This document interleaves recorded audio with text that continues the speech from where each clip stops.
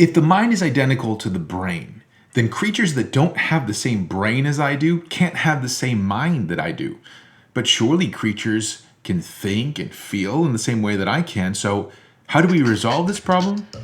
Let's consider.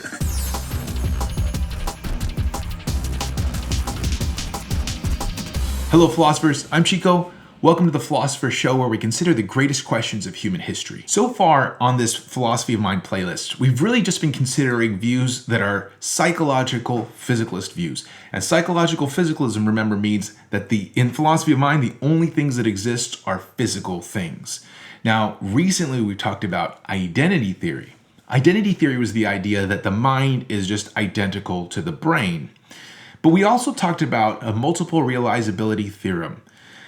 Isn't it possible, this theorem would say, that the same kind of mind state could be realized by different kinds of brains or even different kinds of things, like central processing units or something like that, right?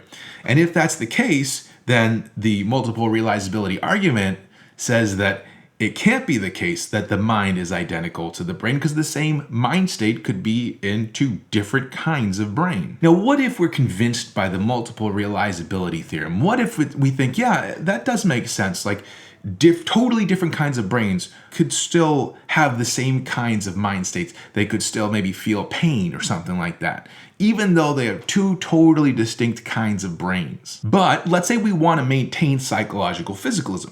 We still want to say that the only thing that can exist are physical things. How can we resolve those two ideas? Today we'll look at a view called functionalism, which claims to have the tools to be able to solve this problem. But first, consider the following idea. Have you ever been in some kind of crazy avant-garde furniture store like an Ikea? And you go in and you see a piece of furniture and you're like, what exactly is that? What are you supposed to do with this thing? And let's say your wife purchases said object, puts it into your office. You look at this thing and you're like, is this a chair or a table? It's either a stool that's incredibly uncomfortable or it's a table that doesn't hold enough food, right? It could be one or the other and you're not sure which. And let's say you go with chair, right? You decide to sit on this thing, or at least put it in the corner so somebody can sit on this thing. But you're still not totally sure what this thing is. Now, let's say a friend of yours comes over and says, hey, what's going on, man? Let me check and see what you're working on. And you say to that friend, pull up a chair, right? I got a chair right there for you. And your friend says, you mean that table? And you say, no, that's my chair, right? Like that thing right there, that's the chair of mine. And your friend says, no way, man, that's got to be a table, right? I mean, your legs are going to be dangling off the sides there. There's no way that's normally going to be a chair. You're asking me to sit on a table. Now, you could get into this debate. You can actually go for, back and forth and argue about that. But you could also possibly say, well, what if, I'm just going to call this thing a chair because I use it to sit on it, right? And that's the only reason I'm calling it a chair. I don't care whether it's actually a chair or not, right? That's just the way I'm going to use this word. Well, you would be using that word as a functional definition. And to illustrate this further, pretend there is no such thing as chair, right? Chairs don't actually exist. What exists is pieces of wood that are shaped in such a way that they will support your butt, right? And that's what we mean when we say chair. And not just pieces of wood, notice, right? Pieces of metal can be shaped in such a way that they would support your butt, right? Fiberglass could even be shaped in such a way. So it doesn't matter what these things are made of so long as they do that job, right? That's what the definition of chair in this, idea that we're throwing out here, that's the definition would be. And it's not just the material doesn't matter. It also, to some extent, doesn't exactly matter what the shape is. So our odd piece of furniture here, even though it's uncomfortable, it wouldn't totally matter as long as it did the job that you wanted it to do. It might be a poor chair, right? It might be an uncomfortable chair, but it'd still be a chair.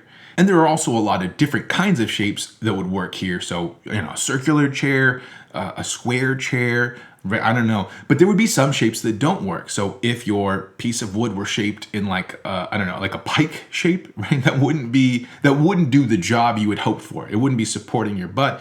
It'd be very painful. Now, this concept of a functional definition, this defining the word chair, the saying it's not a real entity out there, but we're just using that word to cover any physical thing that will do that job. That's the same idea that functionalists will use about the word mind, right? Or about any kind of psychological discourse, any words that include mind stuff. So for example, consider the sentence, I want to surf. That word want there, that is a desire word, right? That is a psychological word, not a physical kind of a thing, right? You can't open up my brain and look inside there and say, hey, look, there's that desire to go surf, right? All you can see is neurons. We can't see desires. We can't touch desires. So if we're going to be psychological physicalists, and I'm not saying that you have to be, but if you wanted to be a psychological physicalist, then you wanted to say only physical things exist. And you want to also say that I want to surf is a true statement. Well, how do you go about doing that? Now, identity theorists went about doing that by saying that word want just refers to your brain state that would cause you, all things considered, to go surf. Functionalists will be different insofar as they are not saying that it's got to be a specific kind of a physical thing, right? They're not saying, for example, with a chair, it's not like they're saying this specific thing, it has to be wooden, right? And it has to be this shape. They're not saying that. They're saying whatever it is that does that job. So whatever it is, not necessarily a brain, but could be a brain, could be a central processing unit, could be a lot of different things. Whatever it is that would cause you to, all things considered, go out and surf, that thing would be a want, a desire. So all words that are mind words for a functionalist are defined with this functional definition. So that's really the first basic concept to functionalism, is this functional definition kind of idea here. And we're going to get a little bit deeper into functionalism, but I should warn you right off the bat that there are a lot of different kinds of functionalism. It's like a very fecund idea, and there are a lot of different ways that you can take it. And hopefully one day, I can get into all of these different kinds of things.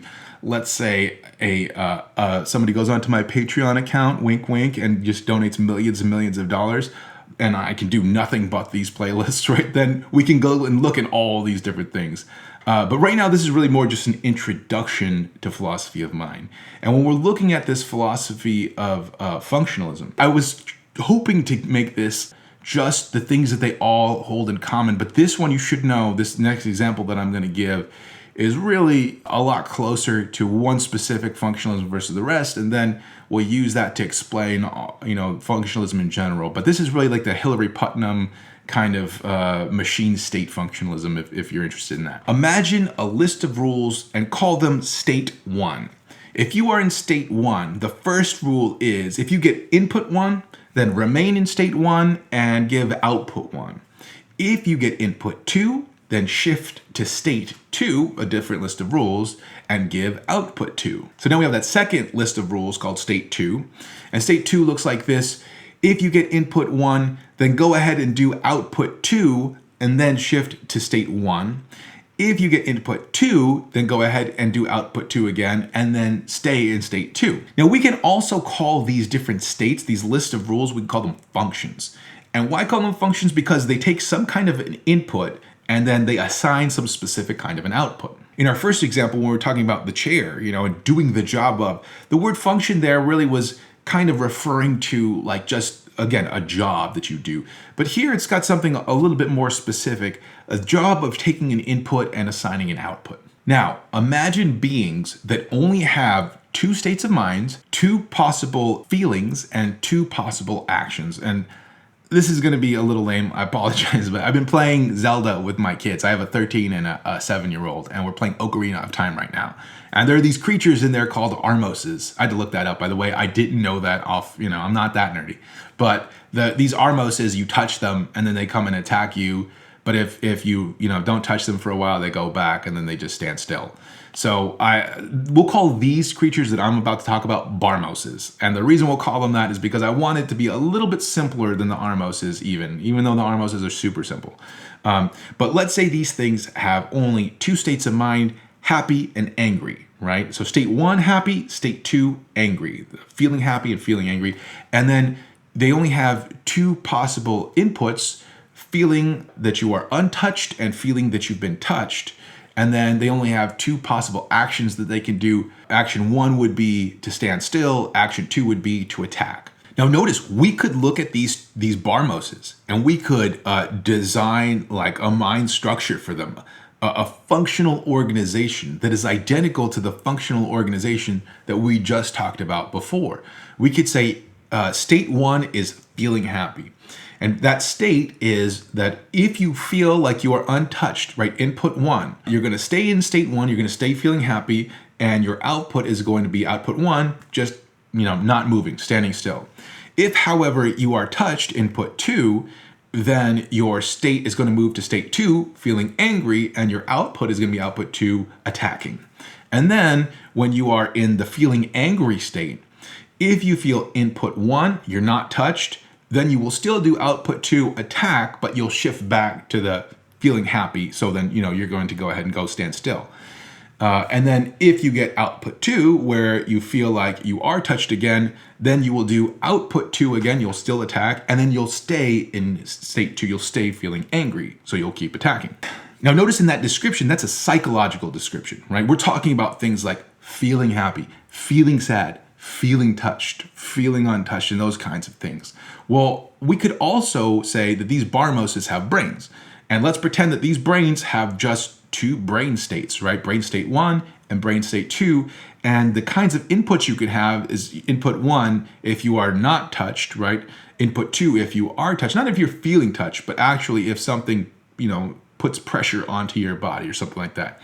And then output one would be, don't move. Output two would be attack, something like that. So notice now that we have a psychological structure that is identical structure-wise to the physical structure. Both of them have the same functional organization, which is that organization that we talked about at the very beginning before we mentioned barmoses. So our first description was a psychological description, right? It talked about feeling angry and feeling happy. Our second description was a physical description and talked about brain states and pressure and all those kinds of things. Well, notice that they have the same functional organization, but remember that we're assuming psychological physicalism here, right? We're assuming that the only thing that exists are physical things. So that would mean in the psychological description, all of these things like feelings, like happiness and anger, those things aren't real things, right? They don't actually exist. But that same exact description is actually made true by the physical description that sort of underpins it because they have the same structure. You have this, you have things that are performing the same jobs. They're performing the input one job or performing the input two job or, whatever it is, state one job. So what we can say then, and this is what functionalists would say for the barmos, the psychological description is realized by the physical description. It's almost like a fictional story, right? Like once upon a time, there was a magician who spoke into his magic ball about all of the things of the mind, and everybody out there, all the other magicians listened on their own crystal balls. And now notice in this story, it sounds exactly identical to what's happening right now with me talking to my camera and you listening through the computer, right? I mean, we could have a story that is one for one isomorphic here, that is not true. There is no magician, there is no magic, there's no crystal balls.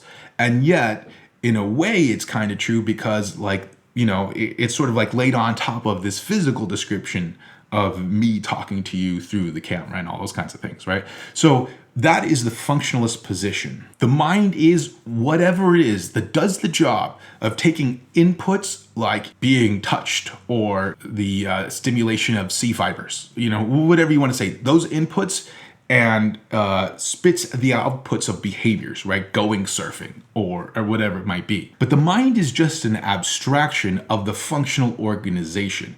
It doesn't actually exist, right? So you don't actually feel angry, you don't actually feel happy. But the functional organization can be realized by the physical stuff that makes you up. In the barmos's case, it would be the barmos's brain. In our case, of course, it would be our brains. Now, of course, the story I told you about the barmos is very simplistic, right? Or very simple, I should say.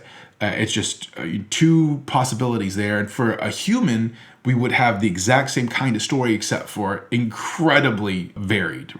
All kinds of inputs, all kinds of outputs, all kinds of things that are possible here. And if you wanted to, the barmos, it's sort of like a deterministic, has to be this way kind of a description here. If you wanted to make it more human, and you didn't like that, what you could say is that it's just a probabilistic rule set. So you could say, like, for example, let's say you're in the angry state, and then you want to say attack is one of the possible outputs, but it's not always going to happen. Well, you could say assign some random number generator, with weight it to the probability that you want, and whatever that is the likelihood that you're going to actually, go with that output of attack. Now, so far, everything that we've said sounds remarkably similar to the identity theory. What you have is minds don't actually exist, but it's okay to use mind words like want and stuff because the physical thing, the brain here, is accomplishing that, taking the inputs and spitting out the outputs and all that kind of stuff, right? Sounds just like identity theory. Where functionalism will make its money is here. Imagine there is a second creature we'll call robot barmoses. And instead of having brains, they have CPUs, right? And the CPUs can be in one of two different possible states, and they can also have one of two possible inputs. Either their button is pressed or their button is not pressed, or I guess vice versa. Input 1 would be button not pressed, input 2 would be button pressed. And if the button is not pressed, then a signal is sent through Bluetooth, let's say, to the body to remain still. And if the button is pressed, then the signal is sent to the body to go in attack mode. So notice here that the same functional organization is being realized by the Barmos's brain and nervous system versus the Robarmos's CPU and, circuitry. So they have the exact same functional organization, and you can lay that psychological description exactly the same way over both of those two physical descriptions. So the functionalist is going to say that they actually can have the same mind states, because that's all that the mind state is this functional organization here. So the functionalist will be different from the identity theorist because the mind is a functional organization only. That means that you can have this two totally different kinds of beings with the same mind state, whereas identity theory couldn't say that. So really, this is just a response to the multiple realizability argument that we talked about in a previous episode. Now, there's one last important thing to know about functionalism, which is that it entails non-reductivism.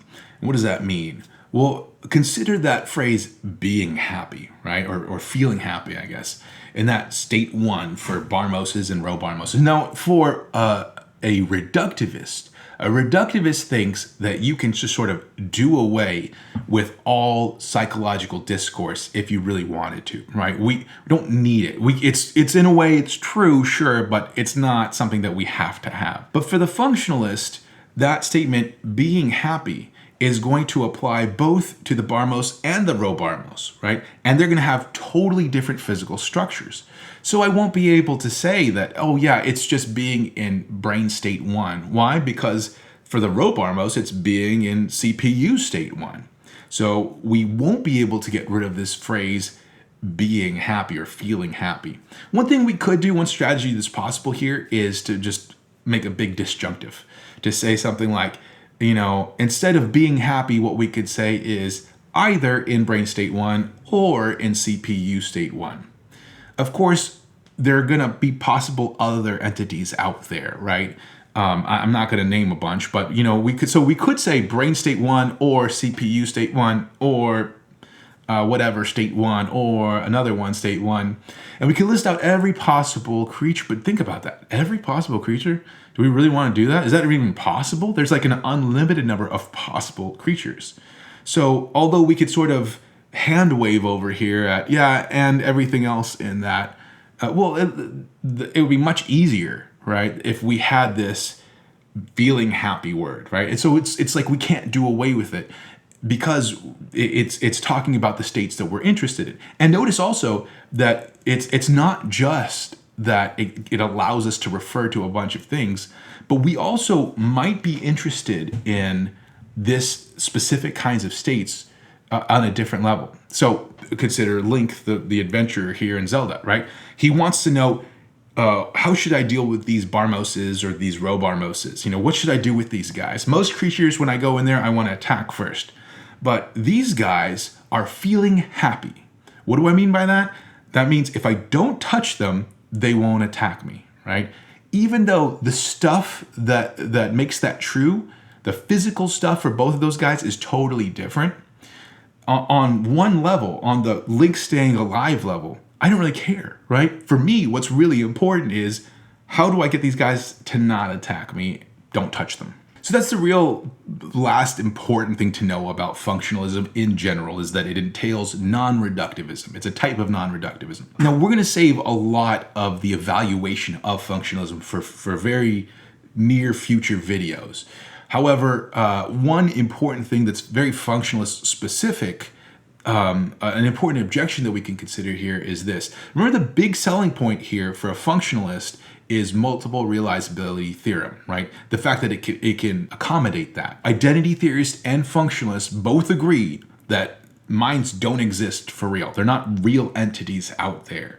So what is it that we're referring to? What is it that this mind word means? Both of them would agree that, we're talking about some physical thing.